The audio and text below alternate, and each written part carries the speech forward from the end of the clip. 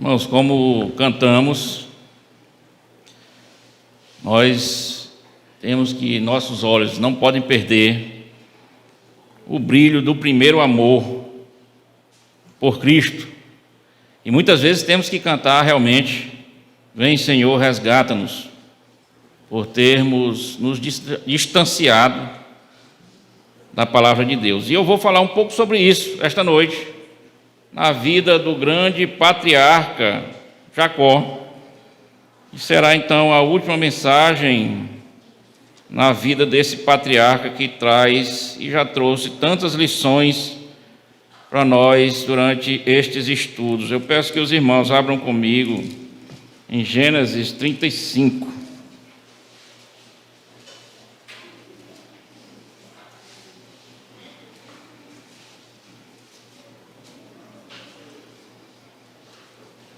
Vamos ler os versos de 1 a 15. Irmãos, geralmente, quando nós estamos num projeto e nós erramos nesse projeto, a nossa tendência é recomeçar, para ver onde erramos e reparar os erros, voltar ao início de tudo e tentar consertar aquilo que nós erramos. Voltar ao início geralmente é o certo a se fazer, quando nós estamos fazendo algo ao qual nós estamos distante daquilo que nós almejávamos. E assim aconteceu com Jacó. Jacó, ele estava à deriva. Ele já estava há uns 10 anos pela terra prometida, já tinha se reconciliado com seu irmão Esaú, mas ele não tinha cumprido a sua palavra. Nós vimos no capítulo 34 que Jacó deveria ir a Betel, e não foi. Ele ficou em Siquém, e lá aconteceram um episódio horrendo, grave. E então é preciso uma crise na vida de Jacó para que ele então perceba que ele não está cumprindo a sua promessa, que ele não está nos caminhos que deveria estar. Então acontece toda uma crise na vida de Jacó. Irmãos, por que é que muitas vezes nós caminhamos para o lado errado e vamos à direção errada, estamos nos distanciando de Deus, e às vezes precisa uma crise para nos fazer ver que nós estamos distante de Deus? É geralmente isso que acontece. É geralmente desta forma que Deus trabalha. Quando estamos distante de Deus, nós não percebemos o quão longe estamos indo. E é preciso uma crise, uma dificuldade, para nos fazer voltar. Deus, Ele usa as dificuldades, os problemas, de forma pedagógica, para que nós possamos entender que estamos errados.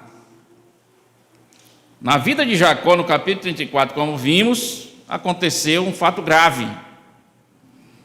Não era para ele estar em Siquém, mas o conforto da cidade, o conforto do mundo, os acordos que ele fez por lá, o comércio que ele estava fazendo ali, o atraiu, e ele abandonou a sua promessa de ir a Betel adorar o Senhor. Com isso, irmãos, acontece em Siquém, como nós vimos, o estupro da sua filha. Seus filhos se tornam assassinos cruéis, porque os filhos de Jacó matam todos os homens de Siquém. E em termos humanos, essa tragédia poderia acabar com o povo de Israel. O povo de Israel estava começando. povo de Israel nasce com os patriarcas, Jacó principalmente, que se chama agora Israel, e seus 12 filhos, suas 12 tribos de Israel. Estava iniciando ali um povo e poderia ser dizimado naquele instante, porque as nações vizinhas de Siquém, e era costume isso, agir com represália aquilo que tinha acontecido. Ou seja, aquilo que os seus filhos mataram o povo de Siquém, as nações vizinhas poderiam ir atrás de Jacó e sua família para dizimar aquela família. Isso era a atitude normal que acontecia naquela época. E por que não aconteceu? E o texto diz, lá em Gênesis 35, versículo 5, e tendo eles partido, o terror de Deus invadiu as cidades que lhe eram circunvizinhas e não perseguiram aos filhos de Jacó. Deus teve que intervir, protegendo mais uma vez Jacó. Aqui nós aprendemos uma lição muito importante, irmãos. Nós percebemos aqui que as preocupações de Jacó eram desnecessárias.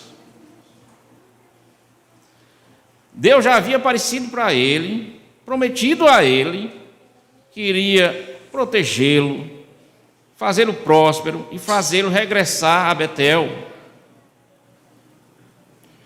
Irmãos, é um problema muito grande de Jacó e nosso também, quando nós esquecemos das promessas de Deus. E vez por outra nós esquecemos das promessas. Nós perdemos o foco de Deus, o foco dos céus, acumulamos riquezas que podem nos atrapalhar.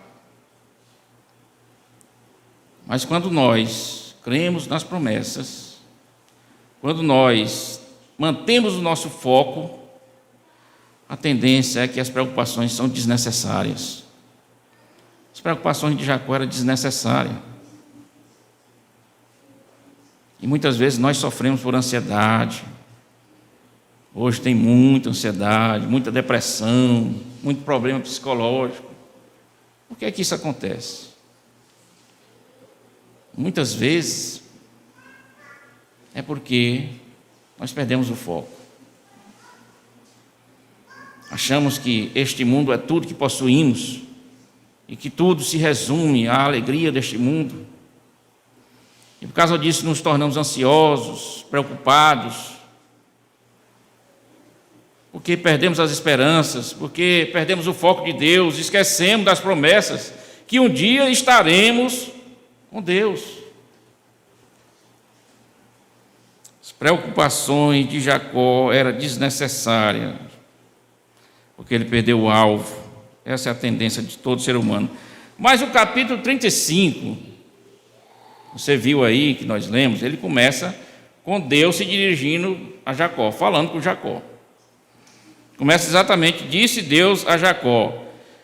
Jacó tinha estragado tudo mais uma vez, deixou que os atrativos comerciais, o conforto do mundo, as coisas ali ao seu redor influenciassem a sua vida. Ele também abdicou da liderança da sua família, quando ele deixou seus filhos tomarem de conta da situação a que ele tinha se metido, e deixou os seus filhos matar a todos os homens de Siquém. Mas em meio a esse caos, Deus vai até Jacó novamente, vai chamá-lo novamente, vai conversar com ele. Sabe por quê, irmãos? Porque o homem não busca Deus. Se Deus deixar cada um de nós ser levado pelo nosso coração, nós só vamos cada vez mais nos distanciar de Deus. Era o que estava acontecendo com Jacó. E nós ficando sendo liderados pelo nosso coração, vai acontecer da mesma forma. nós vamos cada vez mais para distante de Deus, até o momento em que Ele vai atrás do seu servo. E foi o que Ele fez aqui com Jacó. Ele vai até Jacó, e Deus vai atrás do pecador. E Ele foi até Jacó, irmãos. O primeiro passo sempre é de Deus. O primeiro passo na salvação. O primeiro passo, quando você se distancia de Deus, é dele. E às vezes nós estamos nos distanciando. E o problema maior, irmãos, de distanciar de Deus, e o maior perigo é se Deus nos abandonar e deixar nosso coração dominar. Será o maior castigo para o ser humano, é Deus deixar ele ser guiado pelo seu coração. Esse é o maior castigo do ser humano. Mas Deus vai atrás dos seus. Ele não abandona quem Ele escolhe. Repetidamente nós deixamos ser levados por acordos mundanos, por benesses e prazeres do mundo. Às vezes nos esquecemos de Deus pelos atrativos de amizade, de estudo, de trabalho e tanta coisa que atormenta a nossa vida. Mas Deus não abandona aqueles que escolhem. Mas repetidamente nós deixamos a Deus e nos envolvemos com as coisas do mundo. Somos dominados pelo conforto do mundo. E Deus tem que intervir. E às vezes, por meio da dor, por meio da dificuldade, por meio do problema, por meio do choque, Ele vai lhe fazer voltar. Foi o caso de Jacó. Mas, irmãos, Jacó ouviu o chamado de Deus e estende para a sua família. Chama todo mundo, agora é hora de se purificar, porque, irmã Rita, corações modificados, eles conduzem à mudança de comportamento. Não existe conversão sem mudança de comportamento.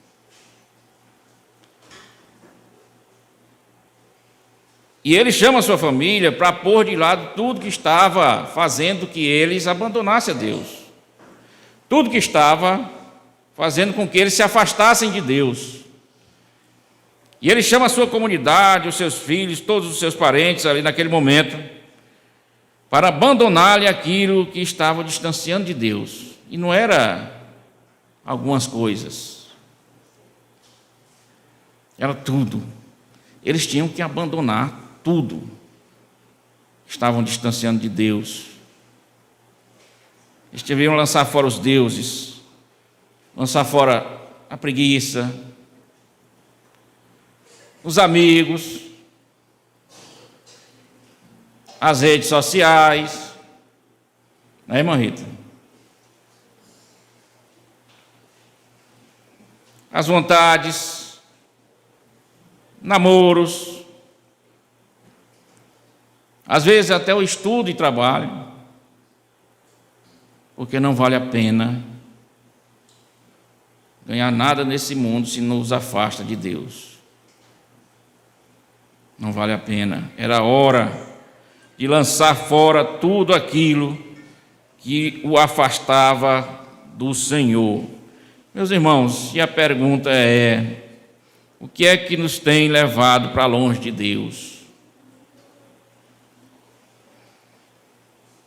Eu acho que cada um de nós tem algo que nós poderíamos dizer que nos atrapalha a nossa relação com Deus. Cada um de nós tem algo que nos dá dificuldade de vir à casa do Senhor, de estar com Deus, e nos distancia de Deus. Os que está levando para longe de Deus, irmãos? O que está nos levando para longe de Deus? Pode ser um amigo, pode ser dinheiro, pode ser nosso emprego. Não vale a pena, irmãos. Nós somos chamados diariamente para renovar o nosso primeiro amor com Deus. Iniciar novamente se estamos distantes do Senhor. Irmãos, mas aí, o que nós vemos aqui nesse texto é que a maravilhosa graça de Deus sempre opera. Apesar do homem, apesar de nós, Deus permanece fiel à sua promessa, à sua palavra. Isso é um princípio bíblico, irmãos, que nós temos que ter em mente sempre. Deus cumpre as suas promessas. Deus cumpre a sua palavra. Deus permanece fiel, mesmo nós sendo infiéis. Foi isso que o autor de Lamentações falou. As misericórdias do Senhor são a causa de não sermos consumidos, porque as suas misericórdias não têm fim. Renovam-se cada manhã, grande é a tua fidelidade. Esse era o testemunho de Jacó. A misericórdia e a graça do Senhor.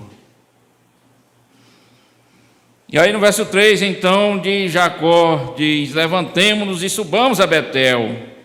Farei ali um altar ao Deus que me respondeu no dia da minha angústia e me acompanhou no caminho por onde andei. Agora ele se decide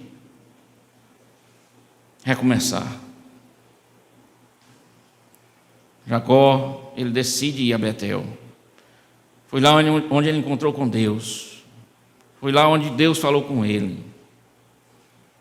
Ele estava voltando ao básico, voltando ao primeiro amor. Ele percebe o quão distante ele podia estar. E ele decide voltar. Quando Deus lhe apareceu a primeira vez em Betel, Jacó não tinha nada. Apenas a roupa do corpo e um cajado. Mas Deus aparece a ele, diz que vai estar com ele, protegê-lo, ser com ele, e o faria próspero e pai de uma grande nação. E Deus esteve com ele em todo esse tempo, protegendo, o guiando, o fazendo próspero. Agora ele volta a Betel como Deus tinha cumprido. Porque Deus promete, Deus cumpre.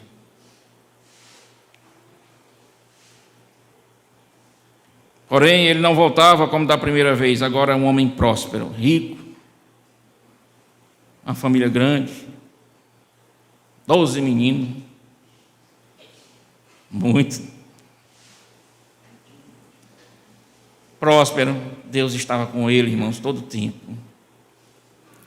As suas preocupações sempre foram desnecessárias. Deus havia sido fiel à sua promessa mesmo, e apesar da infidelidade de Jacó. Irmãos, se nós não soubéssemos o final dessa história, talvez a gente pudesse pensar que isso não ia dar certo. Uma família como essa, cheia de problemas, erros, essa família vai ser a nação de Israel, uma comunidade grande. Mas, irmãos, nosso Deus é poderoso para que mesmo em começos não promissores, Ele realize seus propósitos. Essa é a maravilhosa graça de Deus. Isso tudo para que possamos ver uma coisa, entender uma coisa. A obra é de Deus, do começo ao fim. Irmãos, esse princípio bíblico é a doutrina mais importante das Escrituras. A graça de Deus. A obra é dele. Quando nós entendemos a graça de Deus e essa doutrina, nós entendemos que tudo vai dar certo. Que tudo vai dar certo. Vai sair conforme planejado. Como Deus planejou. Pode ter pandemia, pode ter qualquer governo, pode ter qualquer situação. Vai sair conforme Deus planejou. Esse é um princípio, irmãos, que nos dá esperança. As nossas vidas podem estar cheias de ruínas, de problemas. Às vezes começamos bem e hoje estamos mal, distante. Deus poderá nos fazer voltar ao primeiro amor. Nos dá esperança para a igreja. A igreja é composta de pessoas danificadas. Juntos formam uma instituição defeituosa, sim. Mas sabemos que no meio dessas ruínas Deus pode operar. E vai operar. E vai cumprir o seu propósito. Embora nossas igrejas hoje tenham problemas, tenham dificuldades, Deus é fiel e a obra é dele. E é por meio de pessoas como nós que o seu propósito vai se cumprir. Meus irmãos, essa doutrina, nós não podemos perder as esperanças quando nós conhecemos um Deus tão extraordinário, tão soberano e tão poderoso. Deus se revelou a Jacó, e ele agora dobra os seus joelhos em adoração. Quando ele entende, ele agora dobra os joelhos em adoração. Jacó havia se arrependido dos seus pecados, havia voltado ao primeiro amor, voltado aonde tudo começou, aonde ele se encontrou com Deus, voltado à palavra de Deus. Agora, os holofotes vai voltar para seus filhos. A partir desse capítulo, o que será da próxima geração? O que será dos filhos de Jacó? Eles vão se comprometer com Deus? Meus irmãos, o trabalho nunca para. É assim conosco também. Nós trabalhamos para que a próxima geração possa também ser comprometida com Deus. Esses jovens, esses adolescentes possam crescer comprometidos com Deus. O trabalho nunca acaba, é assim na igreja. Nós nunca podemos dizer, eu vou servir ao Senhor, mas dizer como Jacó, eu e minha casa serviremos ao Senhor. E Jacó então vive com seu pai Isaque até o fim da vida de Isaque. E os dois irmãos enterram seu pai. Jacó e Esaú haviam se reconciliado. Agora os holofotes voltavam para os seus filhos. O que será o futuro desta geração, dos filhos de Jacó? Não tiveram um começo promissor. Nós vimos aqui que Simeão e Levi, no capítulo 34, mataram todos os homens de Siquém por causa daquela tragédia. Logo após, vamos encontrar Rúben dormindo com a mulher de seu pai. Depois vamos ver os 11 irmãos vendendo o outro. Parece ser um grupo que não é promissor. Mas esse é o ponto, irmãos. Esse é o ponto.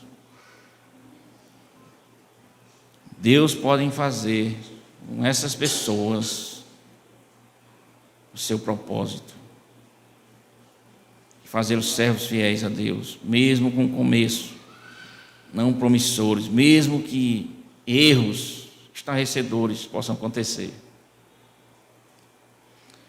José expressa em Gênesis tudo isso, né? Vós, na verdade, intentaste o mal contra mim, porém Deus o tornou em bem. Sempre prevalece o propósito de Deus. O propósito soberano de Deus sempre prevalece. Essa é a maravilhosa graça do Senhor. É uma doutrina a qual nós devemos nos apegar todos os dias. O plano de Deus, irmãos, ele não depende de encontrar pessoas puras, perfeitas, porque se dependesse disso, ia falhar. Ia falhar. Não, ele não depende disso. Ele usa de meios pecadores como nós, eu e você, para que seu plano seja cumprido. Pecadores não são obstáculos ao plano de Deus, nenhum. A maior prova disso é a cruz. Satanás na cruz, ele deu o seu máximo. Ele se juntou com judeus, com gentios, para acabar com o plano de Deus, matar Jesus. Mas o que ele não sabia é que ele só cumpria o propósito de Deus. Ele tentava atrapalhar os planos de Deus, mas mal sabia ele que a cruz foi a salvação para todos nós. Porque os propósitos de Deus são realizados. Quanto conforto, irmãos, isso nos dá para o povo de Deus. Eu quero chegar na conclusão. Irmãos, talvez você, como eu, a gente fica desestimulado às vezes por causa de problemas, por causa de dificuldades. Nesses momentos, é preciso retornar a Betel. É preciso retornar ao primeiro amor. É preciso retornar à cruz. Olhar para a cruz. Volte-se para a cruz. Ninguém, nada vai nos separar do nosso foco de estar com Deus. Nenhum pecador vai atrapalhar. Nenhum rei, nenhum soberano, por maior que seja, não vai atrapalhar. Como é impressionante, irmãos, saber que tudo está nas mãos de um Deus todo-poderoso. Por meio de pecadores como nós, eu e você, Ele realiza e vai realizar sempre o seu propósito. Quero concluir com algumas aplicações bem práticas e rápidas. Primeiro, que as dificuldades elas podem ser pedagógicas. Elas podem ser boas para nós, porque elas nos podem fazer perceber que nós estamos distante de Deus.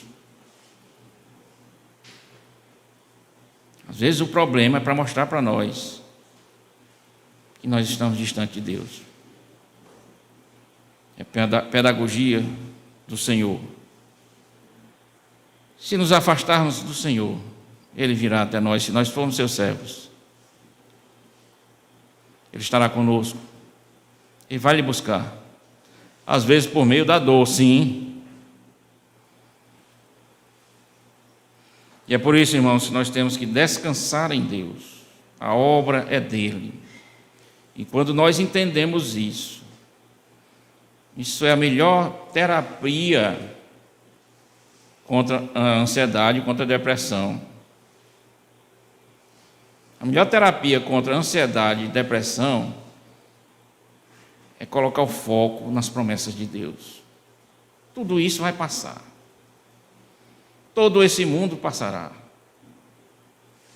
O nosso alvo não tem nada a ver com isso. Nosso alvo é com Deus nos céus. É a melhor terapia contra a depressão. E por último, irmãos, se alguma coisa não está bem, pense em recomeçar. Voltar ao primeiro amor. Se alguma coisa tem lhe atrapalhado, analise. Medite. Se alguma coisa tem deixado você ficar fora da igreja, distante do Senhor, faltar ao culto, deixar de ler a Bíblia, deixar de orar, as coisas que estão lhe afastando de Deus, abandone, porque não vale a pena. Preciso voltar ao primeiro amor, fazer como a música que nós cantamos. Nossos olhos não percam o brilho do primeiro amor. E o Senhor tem que nos resgatar. Que Deus nos abençoe. Amém.